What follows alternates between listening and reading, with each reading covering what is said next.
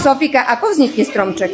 No najprv je semiačko, potom je plod, potom je malý strom. Výhonok. Takže výhonok, dobre. Potom je malý stromček, potom je veľký strom, potom sú kvetinky a potom je plod. Ako sa volá plod? Koho máš, čo to je? Jablko. Áno, a ako sa volá tento ovocný strom? Jabloň, výborne, super. Jablkový koláč, jablkový džem, jablko a jablková zmrzlina. Výborne, zatlieskáme aj dievčatám.